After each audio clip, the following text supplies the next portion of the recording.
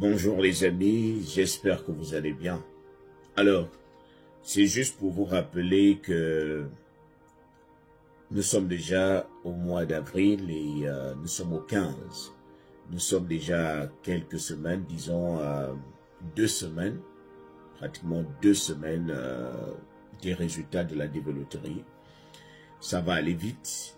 Lorsque ça va tomber, les gens vont courir par-ci par-là. Donc c'est déjà le moment de commencer à réfléchir. C'est bien le moment de commencer à se battre pour trouver un hébergeur.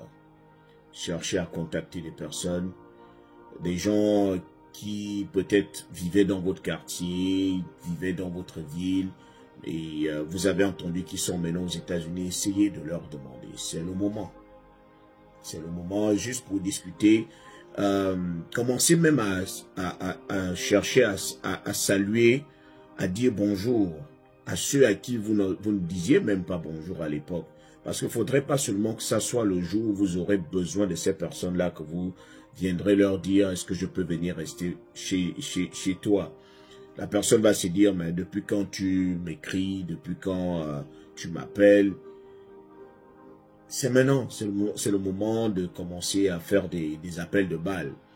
Vous écrivez bonjour, comment tu vas et ta journée, comment se passent les États-Unis là-bas. La personne va te répondre. Après, tu raccroches.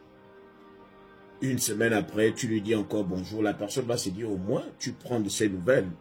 Donc le jour où tu viendras lui proposer, lui expliquer ton souci, la personne va se dire, ouais, quand même, c'est quelqu'un qui m'écrit de temps en temps. Quelqu'un qui pense souvent à moi, pourquoi ne pas voir? Si la personne ne peut pas t'aider elle-même, elle va certainement chercher quelqu'un pour t'aider.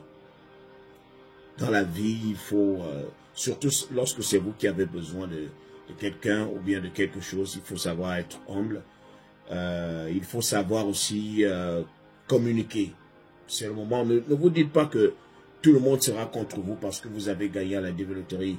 On ne veut pas vous aider, les Africains n'aiment pas aider. Non, c'est peut-être cela, on considère cela aujourd'hui comme étant un adage, que les Africains se détestent, mais tout le monde n'est pas comme ça.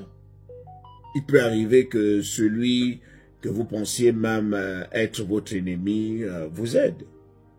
Mais cette personne ne peut pas faire le premier pas si vous ne lui montrez pas que vous avez besoin de son aide. Dans la vie, parfois, tout le monde ne peut pas comprendre vos problèmes si vous ne les exposez pas, si vous n'en parlez pas. N'attendez pas que quelqu'un sache que vous êtes en problème parce que vous pensez que c'est écrit sur votre visage que celui-là, il a besoin de moi, celui-là, il est en problème. Non. Parfois, vous avez besoin de parler. Parfois, vous avez besoin de communiquer, de dire, s'il te plaît, est-ce que... Même si vous traitez un deal avec la personne, vous dites, bon, voilà ce que je vais te donner parce que j'ai forcément besoin d'une adresse. Voilà ce que je vais te donner, voilà ce que je vais faire. Vous avez besoin de ça.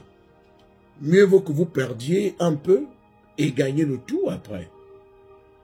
Mais vous, certaines personnes veulent forcément qu'on les aide sans pourtant faire aucun effort. Non. Pour recevoir quelque chose de grand, il faut faire certains sacrifices. Surtout lorsque vous savez très bien que vous n'avez pas de choix. Vous pouvez discuter avec la personne. Je promets que je vais te donner je vais te donner ceci, je vais te donner cela, ou bien je vais faire ceci, je vais faire cela, juste pour que la personne aussi vous aide. Vous êtes maintenant aux États-Unis, vous voulez venir aux États-Unis, et rien ici ne s'obtient au moins comme ça. Non. Il y a des personnes qui vont vous aider sans pourtant attendre quelque chose en retour, mais n'en voulez pas aussi aux personnes qui vont vous demander un service, qui vont vous demander de débourser quelque chose pour qu'on vous aide. C'est vous qui avez besoin d'aide. Ne leur en voulez pas. Chacun fait ce qu'il peut. Donc c'est un peu cela.